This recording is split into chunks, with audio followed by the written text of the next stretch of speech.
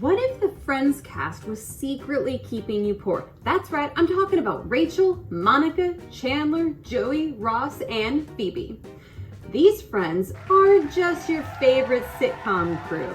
They're also the 6 tech companies quietly draining your wallet. And you know what else? This right here, this is my signed Friends script.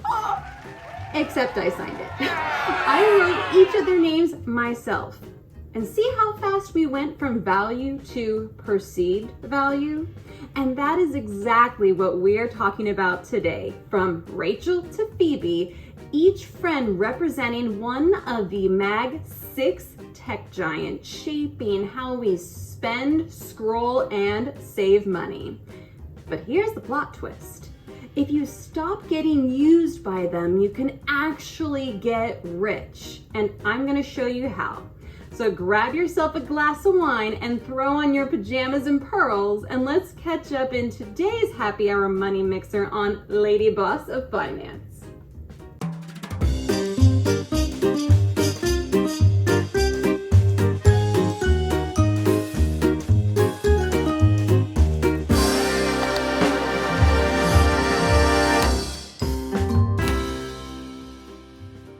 Meet the Magnificent 6, the Mag 6.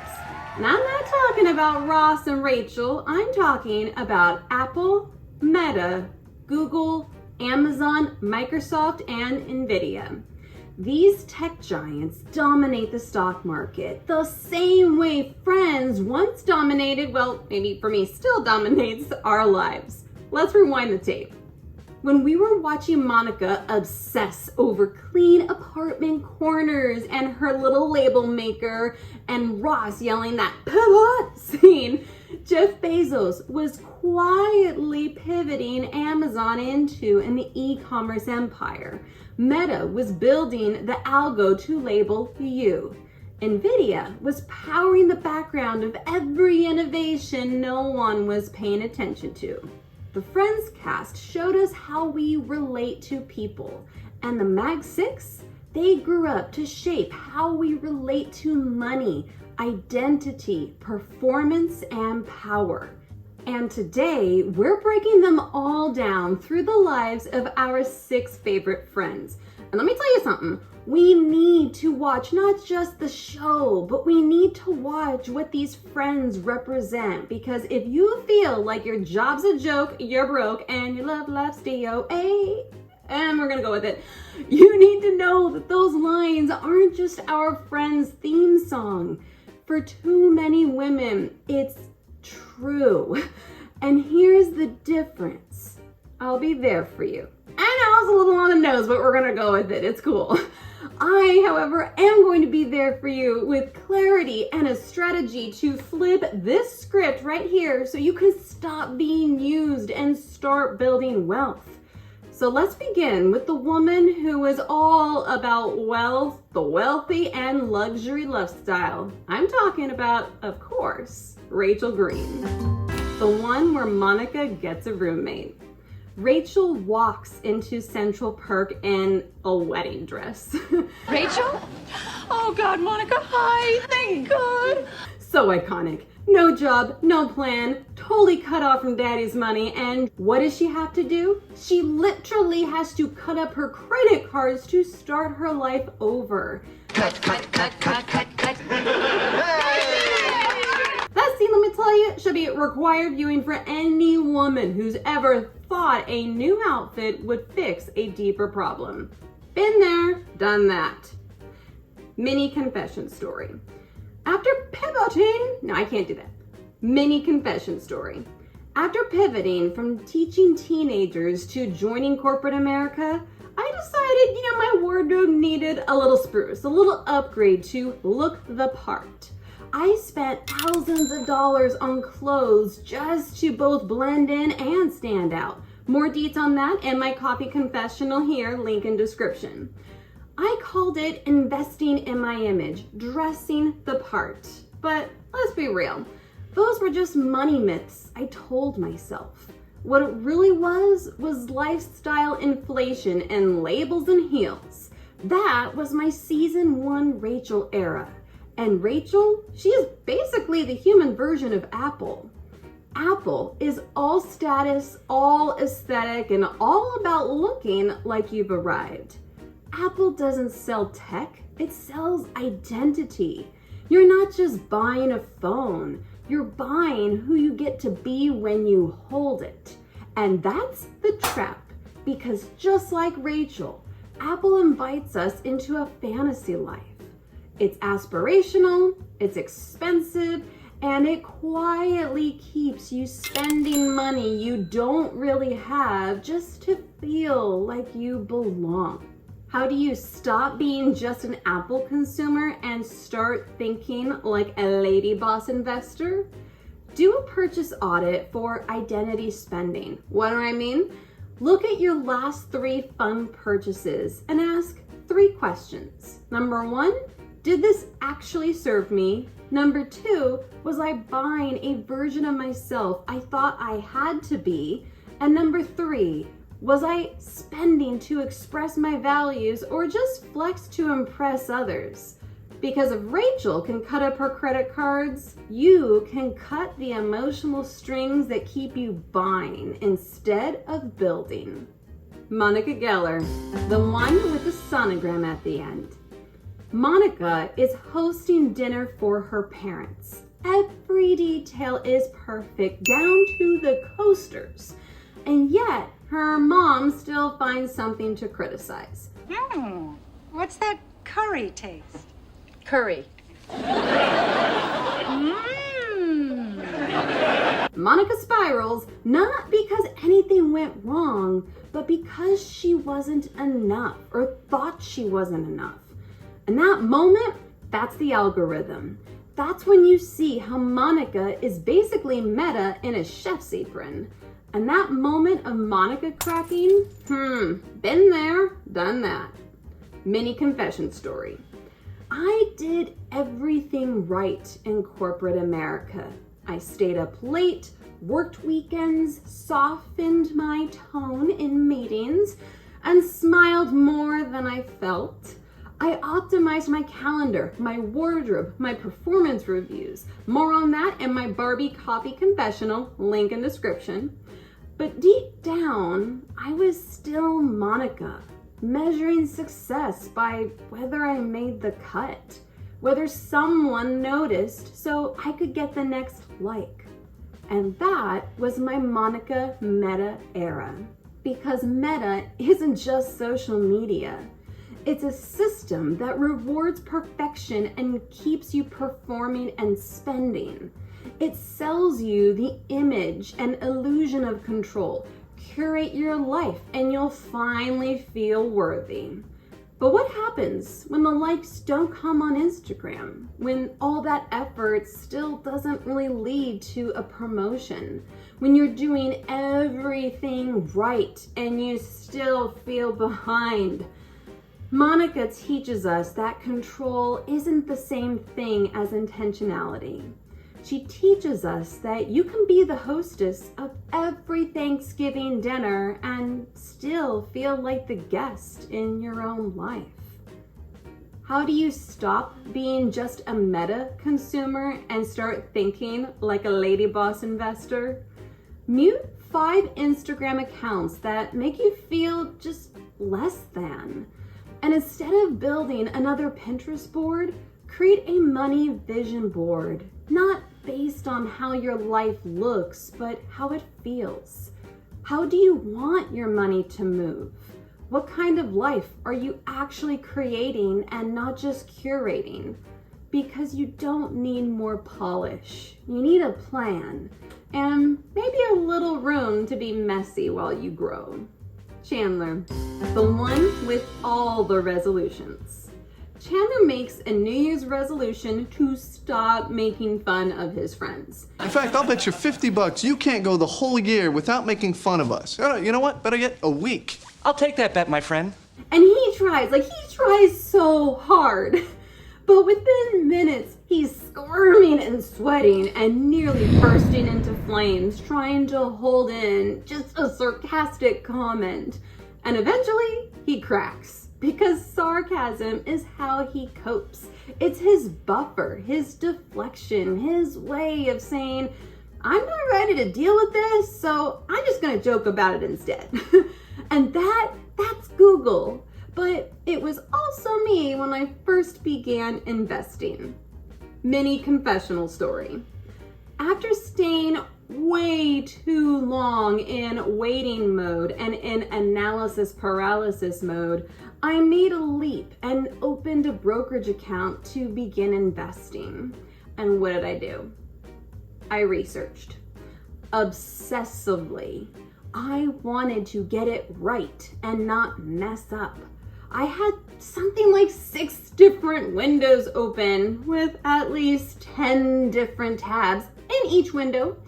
I Googled everything every night. Best ETFs for beginners, how to invest in a Roth IRA, compound interest explained.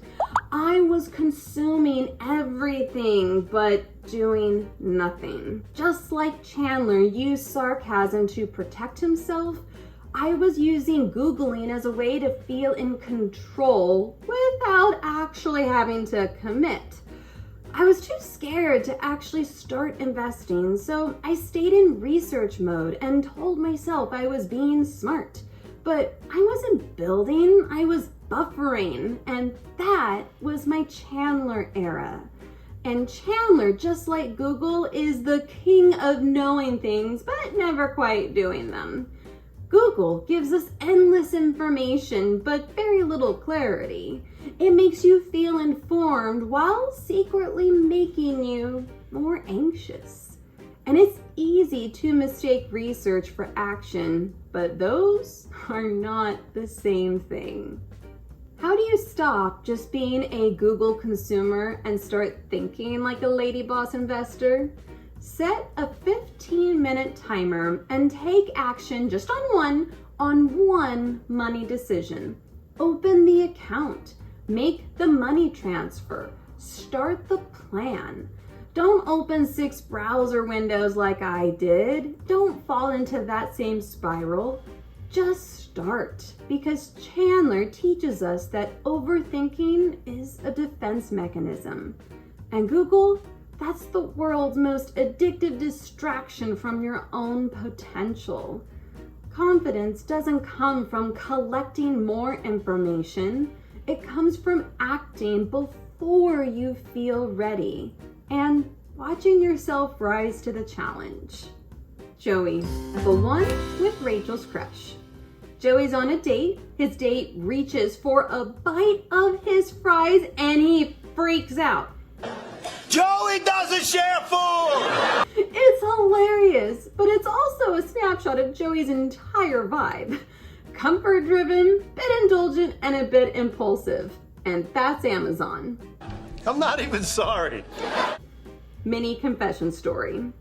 There was a season in my life where I saw my Amazon cart way more than my best friend, whom, by the way, I worked with and saw every day. Long work day? Add to cart. Stress about finances and credit cards? Add to cart. Little dopamine hit, next day delivery, everything essential. Except none of it was essential. It was comfort disguised as convenience. And I justified every click with, oh, it's only $5, it's only $12. But that phrase, it's only, when done 5 times a week, 5 times a day, that is lifestyle erosion. I wasn't spending like a woman building wealth. I was spending like a woman trying to self-soothe. That was my Joey Amazon era. And Joey, like Amazon, is lovable, but dangerous when left unsupervised, as many a Thanksgiving dinner shows us. Amazon rewards emotion. It makes buying feel effortless. And for a lot of women, especially those carrying mental loads from households or caregiving, it becomes a way to feel productive and taken care of. But that's the trap. You feel in control while slowly losing it. How do you stop being just an Amazon consumer and start thinking like a lady boss investor? Put your Amazon cart on a 48-hour delay. Create a cool-off wish list, whatever you want to call it, and move everything there first. Then set a rule. For every item you don't buy, transfer that money to your investment or a savings account. Because Joey teaches us that indulgence feels good in the moment, but it rarely serves your future. Convenience is luxury, but wealth is building through intention. And the next time you want to treat yourself, try treating your future self instead. Ross, the one with the cop. Ross tries to carry a new couch up a narrow staircase. It won't fit. His solution? Pivot! Pivot! Shut up! Shut up! Shut up! The couch stays stuck and Ross keeps yelling. Even if he has a sketch, Ross doesn't change course. He just yells louder. And that's Microsoft. Mini confession story. There was a time in my career when I wanted to get my finances back on track. And so I had all the systems, all the tools. My budget was built in Excel. I had color-coded folders in Dropbox, so serious, monthly trackers, and a perfectly optimized plan to get on track. But here's the truth. I spent way more time formatting spreadsheets than actually dealing with it and growing my money. I confused order with momentum, and I was so proud though of my neat little system until I realized it was just a beautifully organized hamster wheel. That was my Ross Microsoft era. Ross is reliable, smart, but Ross is also rigid, hard to work with, especially if you take a sandwich, and emotionally disconnected. And Microsoft is the same. Ubiquitous, necessary, a little clunky. It's the tech backbone of corporate life, but it's not exactly driving explosive wealth. And that's because Microsoft tools are designed to manage things, not multiply them. And when you're trying to grow fast, maintenance isn't enough. How do you stop being just a Microsoft consumer and start thinking like a lady boss investor? Automate one thing in your money life today, not tomorrow, today. Whether it's a recurring transfer to a Roth IRA, a savings goal through your bank, or making a credit card payment above the minimum, get one system to run without you. Because Ross teaches us that being the smartest person in the room means nothing if you're still carrying the couch the wrong way. Stop pivoting, start progressing. Because wealth is not built in formulas, it is built through flow. Phoebe, the one with the baby on the bus. Phoebe gets kicked off the Central Perk stage and replaced by a more polished performer. But instead of giving up, she starts playing outside a rival coffee house and becomes even more popular. Why? Because Phoebe doesn't follow the rules. Welcome to There is a jerk, and he won't let me work, and I hate Central Perk. She follows instinct. Come on, let's start running, let's go! She's offbeat, unpredictable, and way more valuable than people realize. And that's Nvidia. Mini confession story. Nvidia was actually the first AI stock I ever bought. And I still remember being in a European airport with my mom. It was super late at night and we were on our way to Iceland. I had time to kill. I opened an article on AI and saw this one paragraph about Nvidia's chip capabilities. Something just clicked. I didn't fully understand the tech, but I saw enough. And to me, investing in Nvidia felt like checking the box. I'm invested in the future. So I did it. I invested as much as I could. This, by the way, was before ChatGPT, before anyone started screaming or, for the most part, caring about AI. And the investment paid off. And then it keeps paying off even more now. And here's what hits me the hardest with that story. I was proud of myself. I saw an opportunity and I acted without hesitation. The only regret I had was that all the money I had spent over the years trying to look the Rachel part when I could have been investing in the part that would actually get me wealthy. That was my Phoebe Nvidia era. Phoebe isn't predictable, she's not polished, but she's brilliant in her own way. And Nvidia is the same, quietly powering massive change while everyone's busy watching the more popular stocks, the more easy to love characters. Nvidia is the chip maker that sits quietly in the background until it becomes the engine behind AI, gaming, self-driving cars, and more. And just like Phoebe, Nvidia was always the MVP, or at least mine. How do you stop being just an Nvidia consumer and start thinking like a lady boss investor? Start trusting your intuition. Pick one unconventional, future-forward big idea you've always been curious about, like Bitcoin, that's what it was for me, and learn just enough to take a small stake. And if that sounds like your cup of Central Perk coffee, check out my video where I explain Bitcoin like it's Daenerys Targaryen from the Game of Thrones. Because the move is this. Stop waiting for a company or an investment to become mainstream. Because by the time everyone else is talking about it, the big early growth, the crazy big money you can make, it's almost already gone. Phoebe teaches us that weird isn't weak. And in investing, being early beats being perfect. So go be weird, be early, and then you can go be rich. So what's our big takeaway? Sometimes the clearest way to understand what's happening to your money is to watch it play out on a sitcom couch. Rachel, as Apple, tells us our phones and the version of ourselves holding those phones define our worth. Monica, as Meta, makes self-esteem dependent on likes and curated success.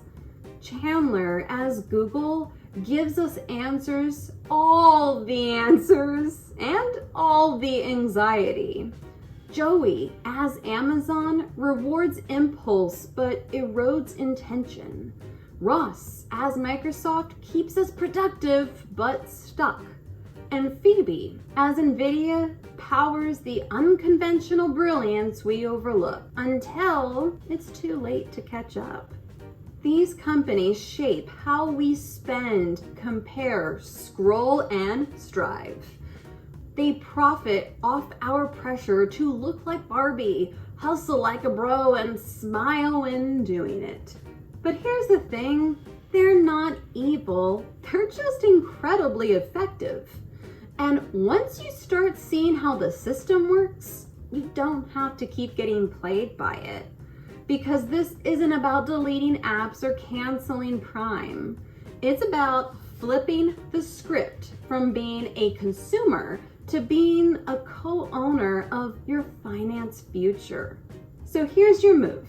Pick one company, one character you saw yourself in, audit one spending habit, take one investing step, make one decision as your future self, not your present fear.